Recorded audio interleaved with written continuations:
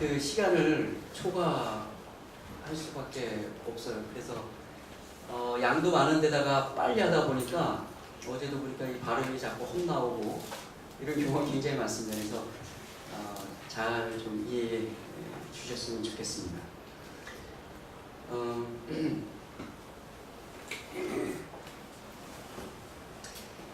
이게 1567년 조아킴 뷰켈러의 그림입니다. 이들이 지금 뭘 보고 있는 것 같아요? 네, 성경책을 보고 있습니다. 이제 뭐 당시에 구약 성경은 아니고 신약 성경을 보고 있는데 이제 막 나온 한 권, 첫 신약, 첫 성경, 첫 복음서를 보고 있습니다. 여러분 혹시 첫 복음서가 어느 복음서인지 아시는 분 계세요? 마가복음. 네, 맞습니다. 마가복음. 순서상은 뭐가 앞에 있죠? 마태가 앞에 있지만 시간상으로는 마가복음입니다. 그래서 이 마가는 종으로 오신 예수님을 표상하고 있어요. 그래서 곧 바로바로 이렇게 행동하시고 섬기시고 하는 그 예수님의 그 행동에 대해서 아주 긴박하게 이렇게 묘사가 잘 되어 있습니다. 그래서 이 어디에 올려져 있어요? 소 위에 올려져 있어요. 마가복음은 종이신 예수님, 소를 이렇게 상징하는데, 그러면 나머지 맨 뒤에 있는 사람이 누굴까요? 그러면 바로 이 마가복음의 저자인 마가입니다. 그 앞에 있는 사람들은 나머지 세 복음서의 저자 마태, 누가, 요한이요. 이 마가복음이 얼마나 큰 영향력을 끼쳤는가? 물론 요한복음은 별도의 복음이에요. 공통점이 8%밖에 없어요. 다른 복음서하고. 그래서 이 관점이 완전히 다르기 때문에 다른 세 복음서를 관점이 같다. 그래서 이제 이렇게 묶어서 그렇게 이렇게 대조를 하고 비교를 하지만 요한복음은 8%밖에 그 기록에 공통점이 없습니다. 자, 여기 이제 세 복음서를 비교해 본 것입니다. 맨 위에가 마가복음이고, 이쪽에 어디입니까? 그쪽에서 보자면 왼쪽, 저의 왼쪽이고 여러분이 보자면 오른쪽이죠. 거기가 마태복음이고 이쪽이 이제 루가복음입니다. 거기서 마가복음의 76%하고 저기 위에 3%는 누가복음과만 공통이고 또 3%는 마가복음만만 공통인데 전부 다 합치면 80%가 훨씬 넘는 그 부분들이 영향을 끼쳤어요. 그러니까 마가 같은 경우에는 666절 가운데 31절만 누가복음과 마태복음에서 발견되지 않고 나머지 부분들은 대단한 거죠. 661절 가운데 31절만 마태복음의 고유의 그거고 나머지는 마가복음의 그것이고 마태가 마가복음 가져가고 누가가 마가복음 이렇게 가져가서 31절만 이렇게 남아있어요. 아주 대단한 그 영향력을 끼쳤다고 이렇게 보시면 됩니다. 뭐 8%밖에 안 했던 이 요한도 사실은 마가복음을 굉장히 참조하고 나중에 쓰여진 두 복음서를 참조해서 자기는 알려지지 않았던 그리고 다른 본질적인 그 이야기를 써내려간 게 이제 요한복음이기 때문에 마가복음은 이러나 저러나 나머지 세 복음서에 아주 지대한 그 영향을 끼친 것을 이렇게 보게 됩니다. 그래서 이 복음서 신약 첫 성경 그리고 복음서의 첫 이 예수님 일대기가 이제 기록되면서 많은 신약의 첫 성경이라는 말은 제가 좀 잘못했습니다. 그 전에 바울의 서신서가 먼저 쓰여져 있었어요. 그렇기 때문에 이 바울이 잘 이 복음에 대해서 신학적으로 정립을 해놓은 상황에서 마가가 그 바울의 신학적 뼈대를 가지고 예수님의 이야기를 구성한 것입니다. 자, 이 마가복음이 어떻게 탄생하게 되었는가? 그 부분을 좀 추적해 보려고 합니다. 사실 제가 이것을 이렇게 추적한 것은 대학교 막 들어가서부터 시작이 됩니다. 그때는 뭐였죠? 우리 그 윤영 교사 맡으신 우리 집사님, 장로님 굉장히 중요합니다. 그런 것들이 계속 내리에서 떠나지 않아요. 그 들었던 이야기들. 그것을 토대로 해서 생각하고 의문 갖고 이렇게 이제 하게 되기 때문에 아주 중요하다고 저는 이렇게 생각을 합니다. 그러면서 이제 굉장히 원래 사실은 이 바울과 바나바 그때가 아주 대단한 이 사도들이 어떻게 했어요? 싸웠습니다. 그래서 그 이야기를 추적하다가 여기까지 이렇게 이르게 됐습니다. 그렇게 자꾸 성경절에 대해서 의문을 가지고 생각하고 묻고 묵상하고 그러다 보면 언젠가 아주 비상한 방법으로 이렇게 응답이 주어지는 것을 꽤 많이 이렇게 제가 경험하고 있습니다. 오늘은 그렇게 아주 좋은 응답을 주었던 한 책을 토대로 해서 여러분과 함께 좀 이야기를 나누고자 합니다. 그래서 좀 인용구가 많고 그다음에 또 성경 말씀도 좀 있어요. 그래서 제가 좀 말을 빨리 하다가 이렇게 단어를 거꾸로 선택한다든지 마태를 마가로 한다든지 이렇게 해도 여러분이 충분한 지식력으로 좀 이해를 해주셨으면 좋겠습니다. 자, 우리가 보실 것은 마가복음 16장 7절에 있는 말씀입니다. 이제 예수님이 돌아가시고 부활하셨습니다. 부녀들이 무덤에 갔다가 천사의 보지를 들어요. 바로 그 부분이죠. 16장 7절. 가서 그의 제자들과 베드로에게 이르기를 예수께서 너희보다 먼저 갈릴리로 가시나니 전에 너희에게 말씀하신 대로 너희가 거기서 배우리라 하라 하는지라. 자, 이렇게 천사가 부녀들로 하여금 이야기를 제자들에게 전하게 해요. 그런데 이 마가복음에는 그의 제자들과 특별히 누구를 언급하고 있죠? 베드로에게 라고 되어 있어요. 근데 마태복음에 보면 저 파란색과 빨간색으로 쳐져 있죠. 위에 성경절. 또 빨리 가서 그의 제자들에게 이르되, 베드로라고 하는 상당히 그 개인적인 부분이 생략되어 있습니다. 그렇죠? 그런데 유독 마가는 그런 그 어떻게 보면 그 사적인 것들을 지금 이렇게 싣고 있어요. 왜 그랬을까? 베드로가 무슨 관련이 있을까? 이런 그 생각을 우리가 이 아주 짧은 문구지만 좀 이렇게 생각을 해보셔야 되는 그런 부분입니다. 사실 이 사건은 부활 후의 사건입니다.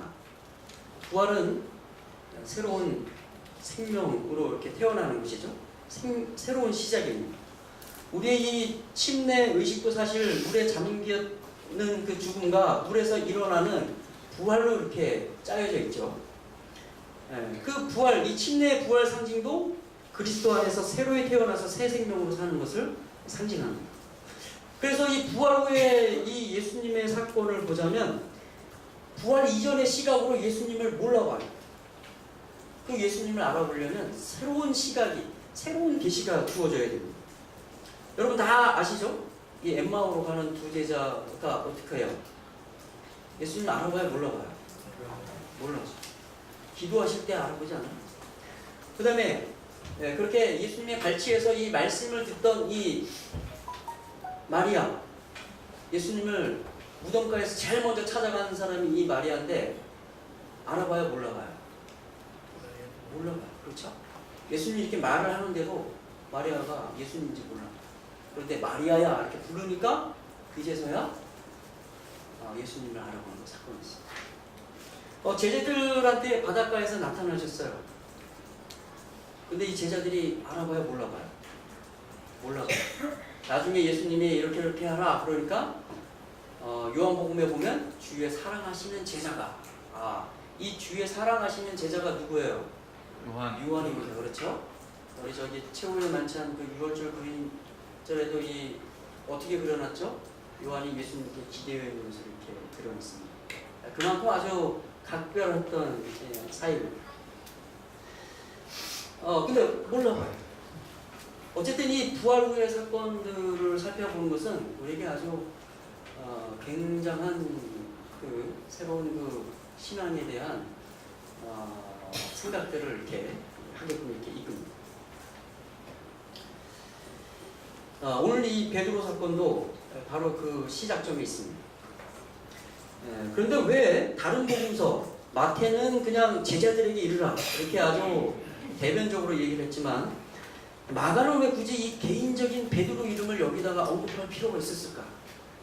누가나 요한은 별로 중요한 것으로 여기지 않아서 이 부분이 생략되어 있습니다. 왜 그의 제자들과 요한에게 이르라고 말하지 않았는가? 요한은 우리 예수님께서 특별히 어떻게 한 제자였어요? 사랑하는 제자였어요. 그래서 요한복음을 쓰면서도 막바지에 자기를 묘사하는데 주의 사랑하시는 제자가 이렇게 뻔뻔하게 쓰고 있습니다. 그토록 사랑하는 제자 요한에게 왜 이르라고 하지 않았는가? 여러분 요한복음을 보면 아주 놀랍습니다. 그 다른 복음서하고 8%밖에 공통점이 없는데 거기 기록된 사건들은 이 예수님의 개인, 예수님 말고는 알 수 없는 그 사건들이 많이 기록되어 있어요. 그만큼 요한과 예수님이 가까웠다는 것입니다. 요한한테는 예수님이 마음을 터놓고 이런 얘기 저런 얘기를 다 하셨다는 거예요. 대표적으로 우리가 뭡니까? 그 한밤중에 찾아온 니고데모와 대화를 했을 때 다른 사람들이 있었을까요? 없었습니다. 그런데 니고데모와 예수님만 하는 그 대화 내용을 누가 기록하고 있어요? 요한이 기록하고 있어요. 그 뒤에 이 사장에 또 누구 이야기가 나오죠? 사마리아 여인 이야기가 나와요. 그때 제자들은 다 어떻게 했죠? 예수님이 시장하셔서 털떡이 그냥 주저앉으시니까 먹을 것을 사러 다 나갔어요. 뭐 오면서 주전부리 하면서 왔겠죠. 이건 예수님 거, 이건 우리 거 하면서. 그런데 그 떠나 있는 동안에 누굴 만나는 거예요? 섭리죠. 사마리아 여인을 만나. 아주 장시간 그 긴 대화를 하시지 않습니까? 근데 그 대화 내용을 상세히 누구만 적어요? 요한만 적었어요. 뭐 저기 소경과의 대화, 간음하다가 이 모함으로 잡혀서 돌팔매질 당했던 이 여인과의 대화, 이렇게 예수님 말고는 알 수 없는 그 이야기가 누구 복음에는 있어요? 그만큼 요한이 아주 정말 사랑받는 제자였음을 알게 됩니다. 왜 그의 제자들과 요한에게 이르라고 말하지 않았는가? 왜 그의 제자들과 도마에게 이르라고 하지 않았는가? 도마는 예수님의 부활을 의심하는 제자였습니다. 만약에 이 부활의 소식이 가장 필요한 사람이 있었다면 예수님의 부활하심에 대해서 회의적인 이 도마에게 가장 필요한 것이 아니었을까요? 천사는 왜 특별히 가장 좋은 제자나 부활의 사건에 가장 필요한 이 제자를 언급하지 않고 특별히 베드로를 언급했는가? 대체 베드로에게는 어떤 다른 점이 있었는가? 사실 이 베드로는 사흘 전에 어떻게 했습니까? 큰 죄를 범했습니다. 그건 우리가 이 예수님의 말씀에 비춰보자면 사람 앞에서 자기를 부인하면 예수님도 우리 아버지 앞에서 그 사람을 부인하리라. 이 말씀에 비춰보자면 예수님으로 하여금 하나님 아버지 앞에서 베드로를 시인하지 못하게 하는 그러한 큰 죄를 범한 것입니다. 근데 예수님은 지금 사람에게 그분의 부활을 제자들과 특별히 누굴 언급하고 있어요? 베드로에게 이르라고 하신 거죠. 베드로에게. 아주 이 짧은 문구지만 여기에 포함된 것이 얼마나 깊은 뜻입니까? 그러나 베드로는 어떻게 생각하고 있었을까? 예수님을 부인한 자기 자신을 보는 느낌은 얼마나 한없이 부끄럽고 절망스러웠을까? 다른 사람은 다 버릴지라도 나는 죽기까지 주님을 따르겠다고 자기 자신을 확신했지만 그러나 지금 그의 모습은 어떻습니까? 아마 베드로가 이런 생각을 하지 않았을까요? 나는 이미 넘어졌다. 내가 범한 죄는 작은 것이 아니다. 아마 나는 다시는 주님과 가까이 할 수 없을 것이다. 주님은 이미 나를 버리셨을 것이다. 이후로는 중대한 일이 있을 때 주님이 나와 함께 가실 수 없을 것이다. 다시는 주님과 함께 변화산에서 그러한 특별한 체력을 가질 수 없을 것이고 다시는 겟세마네에서 주님의 동반자가 될 수 없을 것이다. 내가 주를 위하여 목숨을 버리기를 원한다고 했을 때 주님은 닭이 2번 울기 전에 내가 3번 나를 부인하리라고 말씀하셨지. 그때 나는 주님이 나를 오해한 것이라고 생각했었어. 그가 사람들에게 붙잡힐 때 나는 칼을 사용하여 어떤 사람의 귀를 베어버렸고 아직도 나는 그리할 정도로 용감히 주를 사랑할 수 있을 것이라고 생각했었다. 그러나 결국 나는 넘어진 것이다. 나는 권위 있는 대제사장이나 세력 있는 빌라도 앞에서 넘어진 것이 아니라 일개 하녀의 한마디로 인해 넘어지고 말았다. 1번 부인했고 2번 부인했으며 심지어는 맹세하여 저주하며 주를 또 1번 부인했다. 나는 일찍이 그분이 그리스도이시고 하나님의 아들임을 인정했었다. 나는 일찍이 그분에게 주여 영생의 말씀이 여기 계시매 우리가 뉘게로 가오리까 라고 말했지만 주님이 곧 십자가에 못 박히려 하는 것을 보고는 넘어진 것이다. 나는 주님을 부인한 가장 큰 죄를 범했다. 그분이 어떻게 나를 다시 보려 하시겠는가. 내가 그날처럼 그렇게 슬퍼하며 통곡하며 울부짖은 적은 일찍이 없었다. 내가 그날처럼 용서를 구하며 하나님께 매어 달린 적도 없었다. 울기도 했고 후회됐지만 주님이 나를 어떻게 대하실지 모르겠다. 여러분이 베드로라면 어떻게 하겠습니까? 베드로는 어떻게 하면 좋을까? 베드로는 감히 예수님을 가까이 할 수 없을 것입니다. 예수님은 여전히 베드로를 사랑하시지만 한 가지 죄가 베드로와 그분 사이를 완전히 갈라놓은 것 같았기 때문에 베드로는 감히 그분을 가까이 하지 못할 것이라고 생각했고 그리고 매우 고통스러워했던 것입니다. 어쩌면 베드로는 이제부터 다시는 그분을 뵙지 못할지 모릅니다. 그런데 예수님이 부활하셨습니다. 그리고 몇 명의 부녀자들이 와서 말을 전했습니다. 분명히 특별히 누구에게요? 베드로에게 이르라고 말씀하셨다지 않은가. 여기 시대의 소망에서 엘렌 G. 화이트는 이 구절에 대해서 이렇게 묘사하고 있습니다. 읽을 실만 한가요? 같이 한번 읽어보겠습니다. 자, 시작. 천사들은 그의 제자들과 베드로에게 이르라고 말하였다. 그리스도께서 돌아가신 후에 베드로는 양심의 가책으로 위축되어 있었다. 주를 부인한 수치스러운 일과 구주의 사랑과 고민에 쌓인 시선이 항상 그의 앞에 어른거렸다. 어떤 제자들보다도 베드로는 가장 심한 고통을 겪었다. 그의 회개가 용납되고 그의 죄가 사함을 받았다는 보증이 그에게 주어졌다. 천사들은 특별히 그의 이름을 들어가며 말했다. 아, 얼마나 놀라운 그런 복음의 메시지입니까? 베드로는 3번이나 주님을 부인했지만 주님은 베드로를 그래도 버리시지 않았습니다. 한번 생각해 보세요. 가장 고독스럽고 고통스럽고 무겁고 어두운 그 고통 속에서 사랑하는 제자의 배반을 지켜보셔야 했습니다. 그런데 그분은 결코 베드로를 나무라지 않으셨습니다. 오히려 베드로가 자기가 한 일에 대해서 슬픔과 고통에 내리눌려 이제는 자기가 믿는 그 모든 믿음에 대해서 의심이 찾아오곤 할 그때에 예수님은 그러한 베드로를 먼저 기억하여 부탁하셨던 것입니다. 그분은 특별히 다른 사람을 언급하지 않고 베드로를 언급하셨습니다. 마치 그분이 기억하고 있는 사람이 베드로 한 사람뿐인 것처럼 말입니다. 베드로에게 이건 정말 세상에서 가장 아름다운 음악입니다. 가장 기묘하고도 기쁜 소식입니다.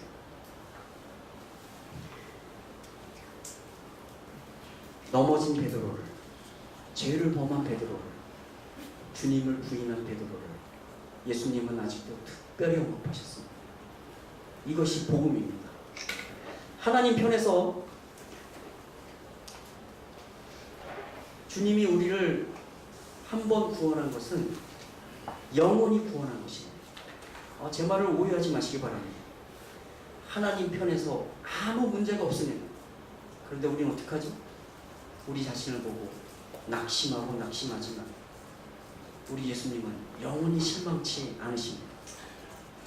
이 사도행전에 있는 말씀을 한번 보세요. 같이 한번 읽겠습니다. 시작. 생명이나 사망이나 고난이나 기근이라도 우리를 그리스도 예수 안에 있는 하나님의 사랑에서 끊을 수 없는 것은 우리가 그분을 매우 단단히 붙잡았기 때문이 아니요 그분이 우리를 매우 단단히 붙잡았기 때문이다. 우리가 이 신앙을 하는 것은 마치 우리 믿음이 좋아서 이렇게 착각할 때가 있어요. 그렇지 않습니다. 여러분 자신의 의지하는 것은 여러분의 어떤 기호와 상황에 따라서 이 인간이라는 존재가 얼마나 변화무쌍한지 모릅니다.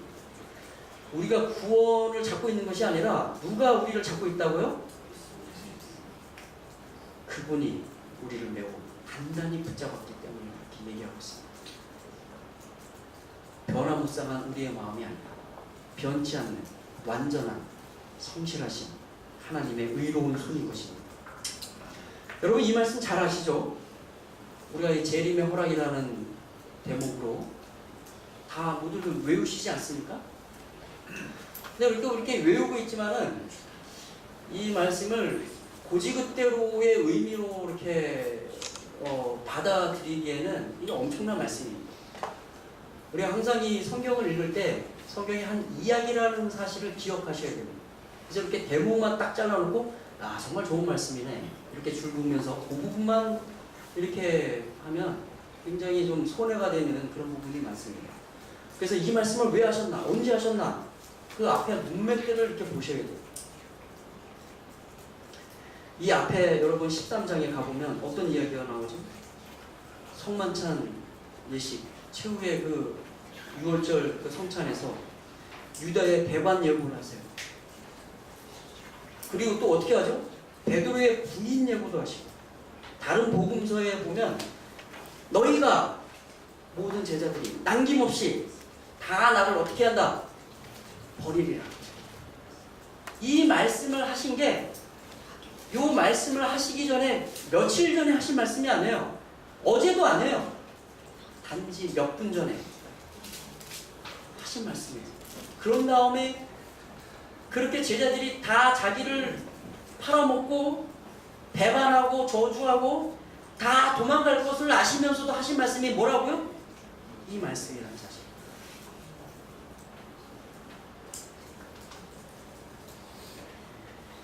제자들 입장에서는 어떻게 했을까요? 우리가 다 버리고 예수님을 쫓았는데 예수님은 고작 우리를 요런 취급하셔? 굉장히 혼란스럽고 수치심 혹은 이 스승에 대한 분노 혹은 정말 우리가 그렇게 할까? 하는 그 두려움 아주 복잡한 그 두려움 가운데 그 심정 가운데 이렇게 빠지죠. 그런데 예수님이 하신 말씀이 뭡니까? 너희는 마음에 근심하지 말라. 하나님을 믿으니 또 나는 내 아버지 집에 거할 곳이 많다. 아, 이 다 버리고 떠나가는 이 미련 곰퉁이를 위해서 오히려 예수님 어떻게 하신다고요? 하늘에 내가 갈 건데 너희와 같이 살고 싶어서 집을 지어러 간다. 이런 말씀을 하시는 거예요. 내가 너희를 위하여 처소를 예비하러 가노니 가서 너희를 위하여 처소를 예비하노니 내가 다시 와서 너희를 내게로 영접하여 나 있는 곳에 너희를 있게 하리라.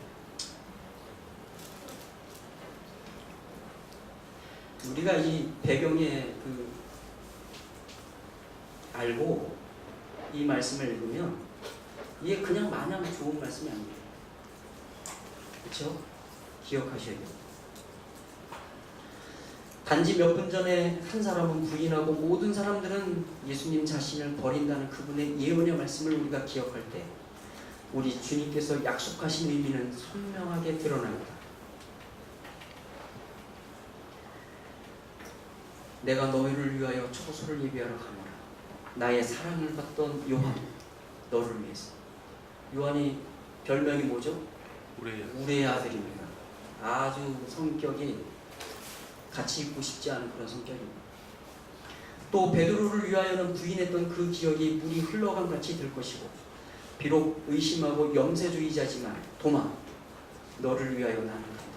너와 함께 하기 위하여. 또 아버지를 보여달라고 열망을 하던 빌립 너를 위하여. 그리고 누구를 위하여입니까? 여기에 계신 여러분을 위하여. 주님은 가시고 다시 오신다는 것입니다. 여러분의 문제가 무엇이든지 간에 얼마나 자기 자신에 대해서 실망하고 있든지 간에 예수님은 여러분을 사랑하십니다. 아멘. 이 죄를 범한 우리는 우리의 첫 조상들이 그랬듯이 그렇죠? 숨었지 않습니까? 가리고 그분에게 돌아가는 것이 약간 곤란하다고 느끼지만 예수님은 결코 우리가 범죄한 것을 그분에게 돌아갈 수 없는 어떤 것으로 여기지 않으십니다. 예수님은 개의치 않으시는데 도리어 우리가 우리의 실패를 잊어버리지 못하는 것은 아니지. 오늘 예수님께서 만약 저와 여러분에 있는 이 얼굴에 있는 수건을 벗긴다면 우리는 하나님을 두려워하지 않을 것이고 또 가까이 하지 않으려고도 하지 않을 것입니다. 어떻게 감히 주님을 보겠는가? 그런데 여러분 이 이야기를 듣고 베드로가 어떻게 했는지 기억하세요? 베드로가 예수님을 배우러 갔습니다. 단지 요 한마디 때문에 예수님을 배우러 갔어요. 이 이야기가 어디에만 기록되어 있다고요? 마가복음. 이 짤막한 거 빼도 되잖아요. 그래도 굉장히 사적인 건데 뭐하러 이 영혼을 이루어지는 이 복음서에 저렇게 사적인 개인 이름을 따로 띄어서 넣을 필요가 있을까요? 마가는 왜 베드로에게 이 말을 특별히 기록했을까? 그냥 우리 같으면 그냥 넘어가 그의 제자들에게 이래도 되는데 마가에 대해서 좀 살펴봐야 됩니다. 놀라운 것은 이 마가는 예수님의 12제자가 아니에요. 그런데 복음서를 어떻게 했어요? 가장 먼저 썼어요. 놀라운 얘기입니다. 왜 이 베드로에게라는 말을 마가는 꼭 적어야 됐을까? 우리가 두 가지를 살펴봐야 됩니다. 마가는 어떤 사람인가? 왜 어떤 사람에게 그렇게 했는가? 또 그렇게 베드로에게를 특별히 잊지 않고 언급했다면 마가와 이 베드로는 어떤 관계일까? 이 두 가지를 좀 살펴볼 필요가 있습니다. 네, 마가는 대체 어떤 사람인가? 지금까지 전례를 살펴보자면 유대식 이름은 요한입니다. 그래서 우리가 사도행전에 보면 요한이라고도 하는 마가 또는 마가 요한 이렇게 나오는 것을 보게 됩니다. 마가는 라틴식, 로마식 이름입니다. 굉장히 좀 부자였다는 것을 좀 이렇게 추측할 수가 있습니다. 그다음에 이제 파피아스라고 하는 그 교부에 의하면 이 마가랑 굉장히 친했어요. 마가에 대해서 잘 알고 있고 마가복음이 어떻게 기록됐는지 직접 서술해서 많은 교부들이 이 파피아스의 그 말을 언급하면서 마가복음에 대해서 이렇게 얘기를 하고 있습니다. 마가는 이렇게 손가락이 굉장히 짧았대요. 몽당 손가락, 별명이 몽당 손가락이었다.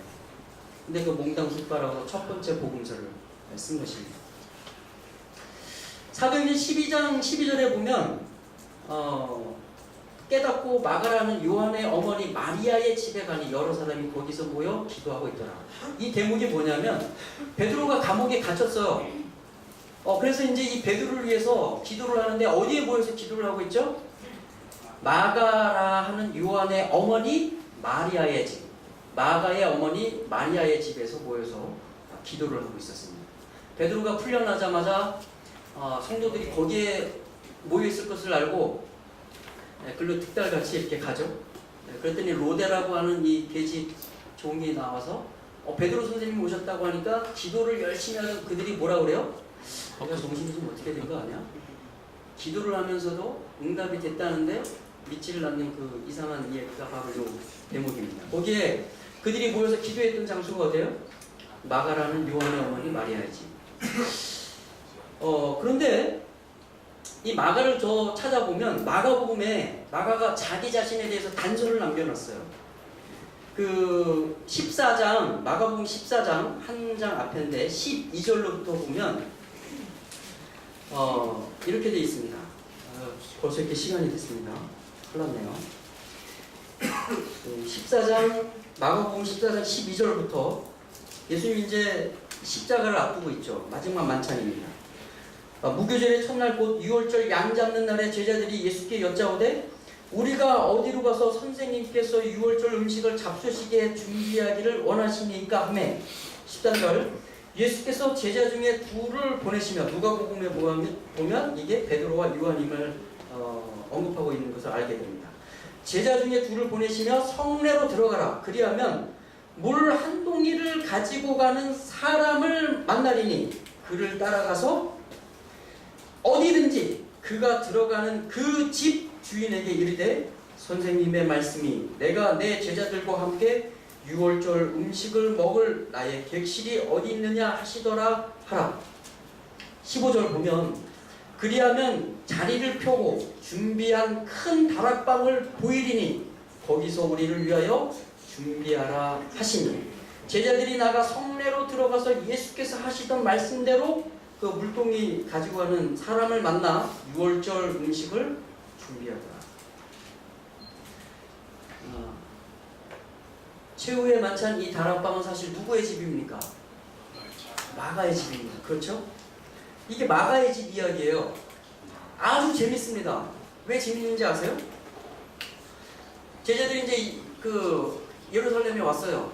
6월절 거국적인 명절을 앞두고 이제 이 음식을 먹어야 되는데 나눠야 되는데 뭐 예약된 게 없어요. 그 6월절은 이 이스라엘 땅만 아니고 각 나라에 흩어져 살던 이 유대민족 디아스포라까지 다 오는 날이기 때문에 어디 잘 곳이 없어요. 그래서 걱정이 돼서 예수님 우리가 어디서 했으면 좋겠습니까? 그랬더니 예수님 뭐라 그래요? 성내로 들어가라. 그러면 거기서 물동이를 지고 가는 사람을 여기 그냥 우리 말에는 사람으로 돼 있죠. 근데 언어에는 남자입니다. 남자. 근데 이 당시에 누가 물동이를 지고 갔죠? 물을 끌어가는 사람은 누구였죠? 여자였어요. 현민층에서는 여자였고 귀족층에서는 여자 하인이 물동이를 끌어갔어요. 그런데 물동이를 지고 가는 남자를 만나리니 확 뛰잖아요. 다 여잔데 남자가 우물가에 와서 제자들이 아주 쉽게 이렇게 찾을 수 있잖아요. 그 남자를 따라가요. 그래서 그 남자가 들어가는 그 집 주인에게 이르되 이렇게 되어 있어요. 그 집 주인이 누구예요? 마가의 아버지입니다. 여기는 그 집 주인이 남자 그 명사로 되어 있어요. 그런데 아까 우리 베드로가 그 감옥에 갇혔을 때 베드로가 풀려나서 왔던 그때는 누구의 집이라고 되어 있어요? 마가의 어머니 마리아의 집. 이때는 마가의 아버지가 어떻게 된 거예요? 보통 집주인을 여자로 쓰지 않는데 마리아 어머니로 썼다는 것은 마가의 아버지가 무슨 일로 죽었다는 얘기입니다. 그런데 이 예수님이 지금 십자가를 앞두고 최후의 이 만찬 유월절 음식을 드실 때 이 집 그때 이 마가의 아버지는 어떻게 있었다? 살아있었다. 그렇게 말하면 대꾸도 안 하고 그냥 준비된 다락방을 보인다. 이렇게 깔려있고 놀랍지 않아요? 그러면 이 마가의 아버지는 언젠가 이 예수님을 만났을 거예요. 5,000명을 먹인 그 사건에서 만나지 않았을까? 아니면 산상 그 설교, 위대한 설교를 했을 때 예수님의 그 설교를 듣고 너무 감동받아서 예수님 언제 예루살렘에 오시면 저희 집으로 오십시오. 이런 그 약속이 되어 있지 않았을까요? 이렇게 상상해 봅니다. 그런데 이 마가의 아버지 인품이 얼마나 대단합니까? 보통 여인들이 떠가는 그 무거운 물동이 그거를 누구를 시켰어요? 남자를 시켰어요. 남자 하인을. 그토록 세심한 배려를 가지고 있는 인격자라는 사실을 보게 됩니다. 그래서 이런 그 아버지의 신앙이 누구로 전수된 거예요? 부인 마리아의 신앙 그리고 그 아들 마가의 신앙으로 전수되는 이 아름다운 이야기들을 이렇게 보게 됩니다. 자, 시간이 없어서 제가 뭐 여기 대목들은 좀 많이 읽지를 못하겠는데 여러분 그래서 이 마가의 다락방 생각해 보세요. 사실은 오순절 이 성령 역사가 일어나는 것도 어디입니까? 마가에 달아요. 예수님 승천하시고 교회가 있었을까요? 없었죠. 최초의 교회, 최초의 가정교회, 그게 어디예요? 마가의 다락. 이 마가의 다락방에서 모든 것이 시작됩니다. 예수님은 자기가 돌아가시고 부활하셔서 승천하신 다음에 정말 이 보잘것없는 제자들, 그리고 남겨진 그 몇몇의 무리들, 그 무리들을 남겨놓고 하늘로 가시면서 얼마나 걱정이 많으셨어요. 그런데 그 일이 될 것을 아십니다. 그래서 오늘 이 6월절 날 이 집을 이렇게 선택을 하시고 그 집이 초대교회의 역사의 그 분수령을 이루는 그 집이 된 거예요. 얼마나 놀라운 그 섭리를 지금 예수님이 행하고 계십니까? 정말 놀라운 얘기입니다. 자, 이 베드로 몇 장입니까? 그 베드로 전서 5장 13절에 보면 베드로가 마가에 대해서 뭐라고 그러는지 아세요? 마가를 내 아들 마가라고 이렇게 이야기하고 있습니다. 하나만 더 짚고 넘어가겠습니다. 이게 이제 마가에 대한 단서고, 또 한 가지는 어디에 있냐면 마가복음 14장 이어서 50절부터 한번 보세요. 예수님이 이제 겟세마네 동산에서 기도하시다가 이제 잡히시잖아요, 무리들한테. 14장 50절부터죠. 50절부터 한번 보세요. 자, 이렇게 예수님을 잡으니까 제자들이 다 어떻게 했어요? 50절에 제자들이 다 예수를 버리고 도망합니다. 그런데 51절에 보면 한 청년이 벗은 몸에 배에 혼이불을 두르고 예수를 따라가다가 무리에게 잡히매 배에 혼이불을 버리고 벗은 몸으로 도망합니다. 이게 누구예요? 마가입니다. 자기 집에 와서 다락방에서 그 소문으로만 듣던 이 예수님과 제자들이 만찬하세요. 그리고 주무시는지 알았는데 어떻게 하는 거예요? 몇몇 제자들을 데리고 동산으로 가서 십자가 이걸 앞두고 하나님 앞에 기도하러 가십니다. 이 마가가 주무시는데 나가네? 그래서 그 새벽녘에 어떻게 한 거예요? 뭐 급하니까 놓치지 않아야 될 거 아니에요. 그래서 벗은 몸으로 있다가 배에 혼입을, 이게 아주 이 용어로 보면 굉장히 비싼 그 천이었다고 합니다. 그래서 부자들만 쓰는 천인데 그 배 혼입을 급하게 벗은 몸으로 이렇게 두르고 따라간 거예요. 예수님과 이 제자들 모아나 갔으니까 이제 뭘 다 지켜봤을까요? 예수님이 기도하시는 것을 다 지켜봤어요. 제자들이 자는 것도, 그리고 그 대화하시는 것도 지켜봤겠죠. 그리고 이제 누가 와요? 무리들이 와서 예수님을 잡아. 제자들 다 도망갔고 이 새벽에 일반 사람들이 깨워서 거기 있었을까요? 성전 이 기병들과 제사장 무리, 서기관 무리들만 있었을 거예요. 그런데 거기 이 군인들이 가다 보니까 이상한 놈이 하나 따라오고 있어요. 배혼이불을 들이고 이상한 놈이네 하고 딱 잡으니까 배혼이불, 잡힌 이불을 그냥 벗어던지고 벗은 몸으로 주랭랑을 천. 이 얘기를 여기다 살짝 끼워놓는데 누구 얘기입니까? 모든 학자들이 다 마가라고 이렇게 이야기하고 있습니다. 시간이 좀 벌써 12시입니다. 자, 마가에 대한 기록에 대해서 교부들이 이야기한 것인데, 마가가 베드로의 지시에 따라 복음서를 작성했다. 오리게네스. 그 다음에 테르툴리아누스는 마가복음은 베드로 복음이라고 할 수 있는데 마가는 베드로의 통역자였다고 할 수 있다.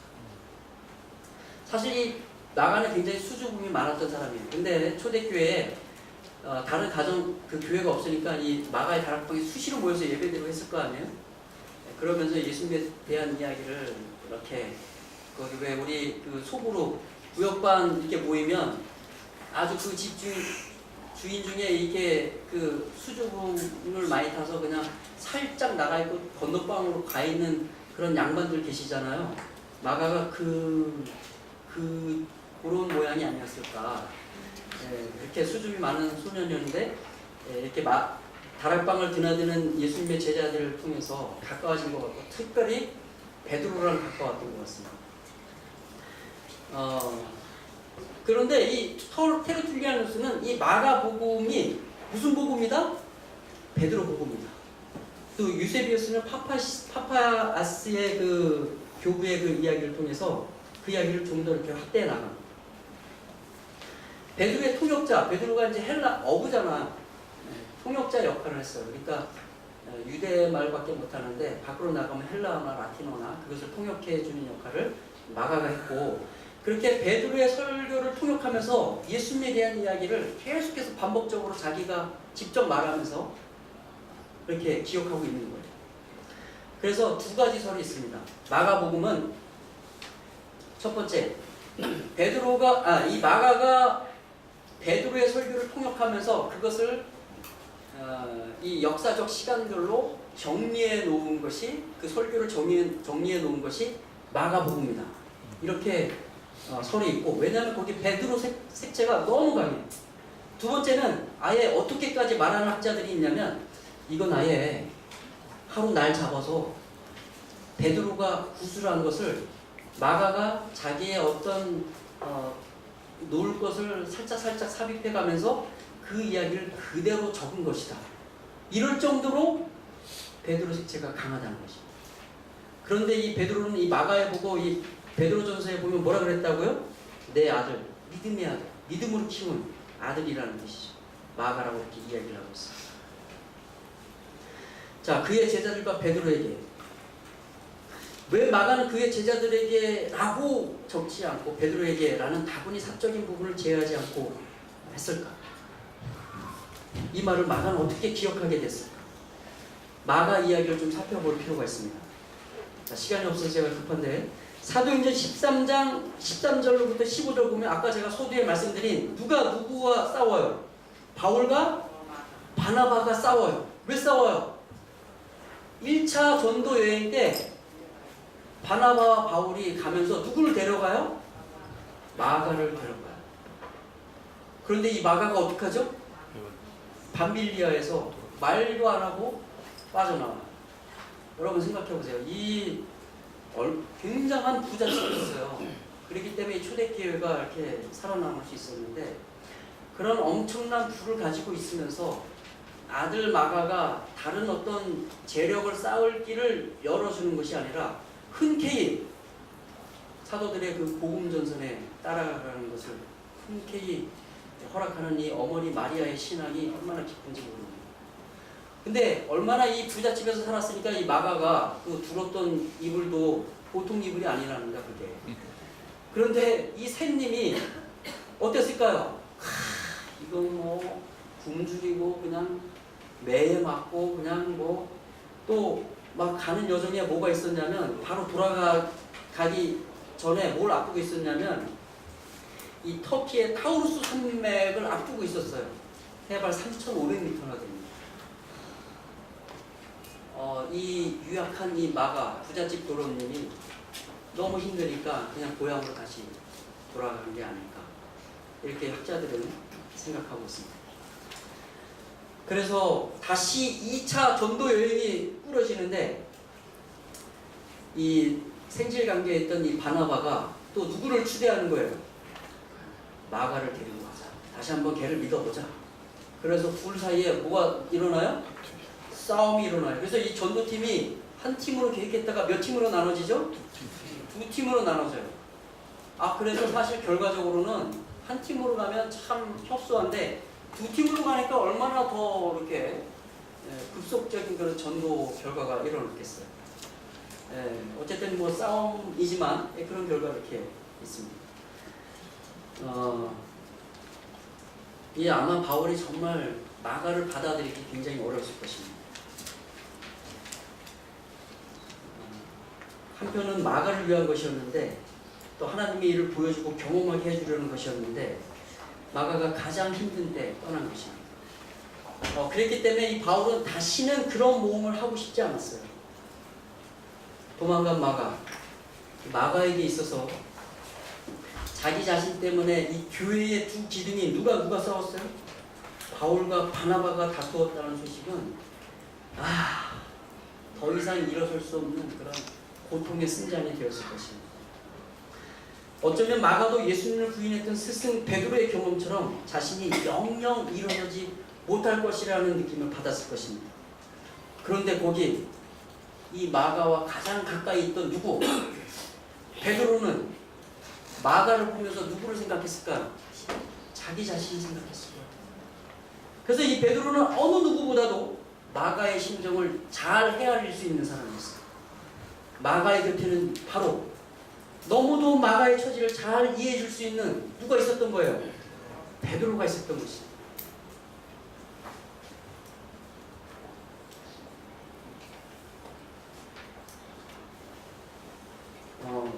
나중에 이 바울도 이 마가와 화해하고 이 바울에게 아주 굉장한 도움이 됩니다.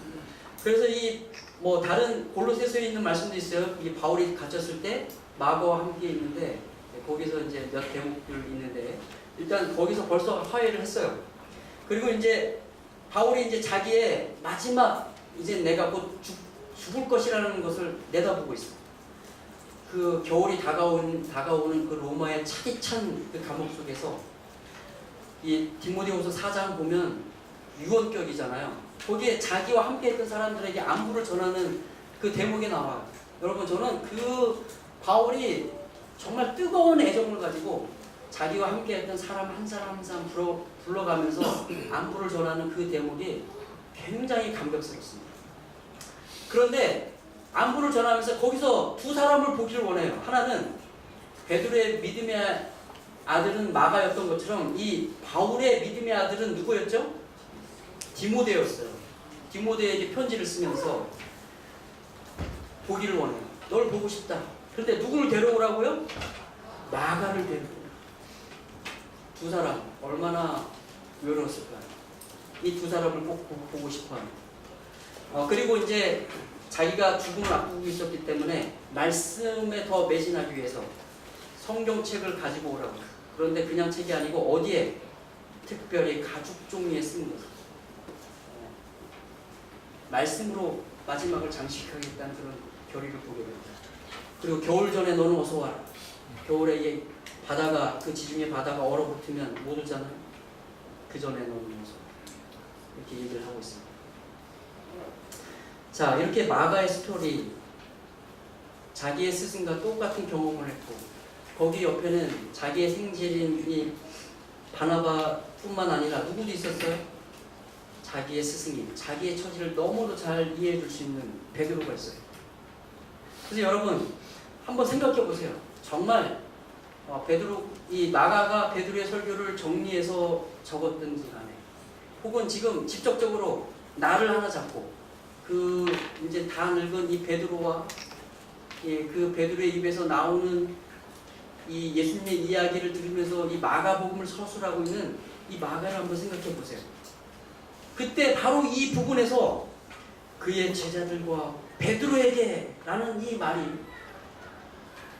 기쁨의 탄식으로 떨리며 이 베드로의 입에서 새어나오고 있었고 그제야 마가는 자신의 선생이 도망한 넘어진 자신을 위하여 왜 그렇게까지 옹호하며 쓰러진 자신을 끝내 붙잡고 있던 이 스승 베드로의 배려와 눈물을 그 의미를 더욱 확실하게 알게 되었을 것입니다. 놀라운 이 성령 하나님의 이 성경의 이 조성 아닙니까? 네. 이 짧은 문장 마가복음에 들어가게 했는데 추적해 보면 놀라운 그런 이야기들이 이렇게 숨어 있습니다. 성령 하나님께서 성경을 쓸 때에도 특별히 우리에게 보여주는 것은 마태나 누가나 요한은 중요한 관계가 없는 것으로 여겼지만 마가복음을 서술하고 있는 마가에게는 이 베드로에게라는 말씀의 구절이 절대 잊을 수가 없는 의미가 되었던 것입니다. 베드로에게 그리고 마가에게도 특별한 의미가 되었던 것입니다. 그건 돌이켜볼 때마다 이 스승과 제자에게는 잊을 수 없는 달콤한 것이 되었습니다.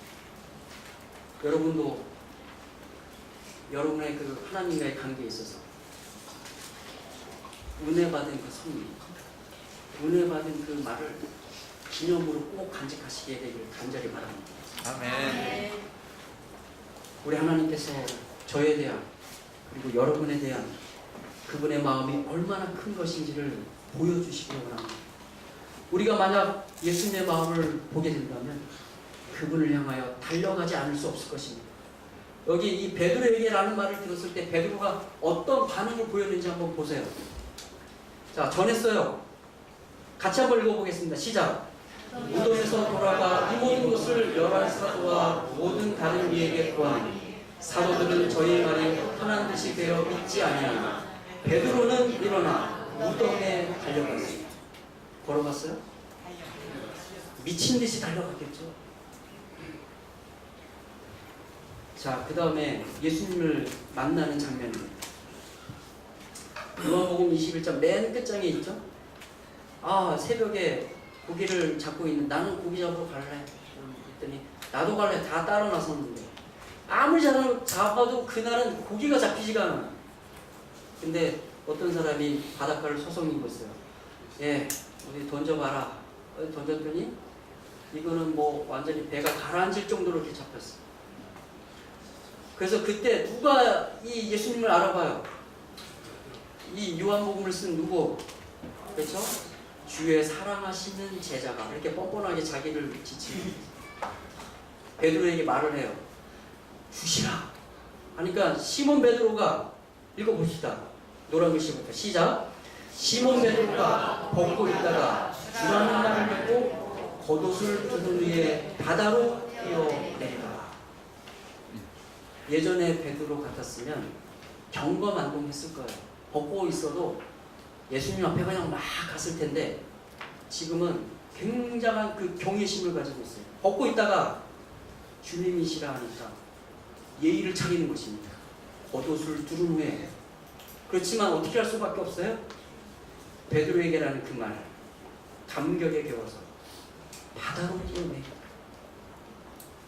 제가 어린 시절 걸려있던 달력에 바로 이 베드로가 바다로 첨벙 뛰어들어서 이렇게 하고 있는 그 달력이 있습니다. 뭐 그 어린 시절 집에 뭐가 있겠어요?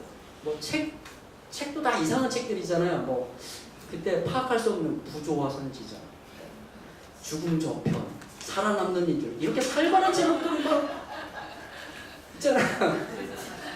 그리고 뭐 사진이 있었을까요? 저희 집 상당히 가난했어요. 액자도 하나 걸려있지 않았어요. 근데 거기에 덩그러니 달력 하나 걸려있는데 그 베드로의 모습 보면서 발장난하면서 이렇게 제가 왜 저랬을까 이렇게 생각하면서 있었던 그 의문들이 다 이렇게 풀려가는 것입니다. 이 말씀과 잘 맞는 찬미가가 디베랴 맑은 바다, 갈릴리 바다의 다른 이름이죠. 예전에 제가 어렸을 때 이 찬미를 많이 불렀어요. 꼭 동양인이 이 작곡한 것 같은 느낌이 드는 그런 음료입니다. 지금 여러분 불러보셨어요? 언제 불러보셨습니까? 네, 안 부르시는 것 같아요. 젊은 사람들은 또 그런 톤의 노래 정말 싫어하는 것 같고. 제가 이 노래를 왜 기억하고 있느냐면 우리 그 백매화 집사님이라고 집사님 한 분이 계셨는데 교회에 그렇게 자주 오세요. 저는 교회에 뛰어놀기 위해서 갔는데 그분이 오셔서 집사님 오셔서 이렇게 찬미를 혼자 부르시고 하는데 이 찬미를 부르시는데 이게 마음이 정말 한국 사람이 맞는 거? 한국 사람이 만든 겁니까? 네. 아, 그렇습니까? 제가 그걸 못 봤어요. 근데 어쨌든 동양적인 그런 음료이지 않습니까?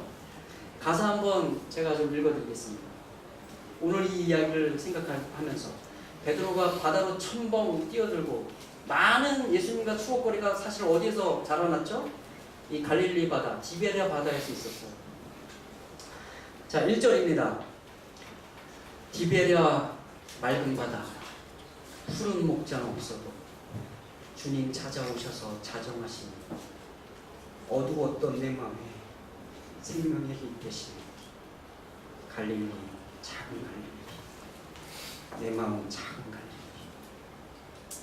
3절로 가서 기름진 넓은 들과 바다밤이 없어도 순종하는 마음으로 따라가오니 옛날처럼 세상은 어리석다 말하며 갈림이 작은 갈림이 내 마음 작은 갈림이 4절입니다.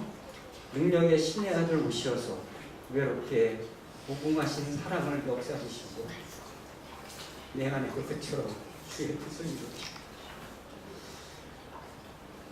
여기까지 하고 오늘 말씀을 마치겠습니다. 네.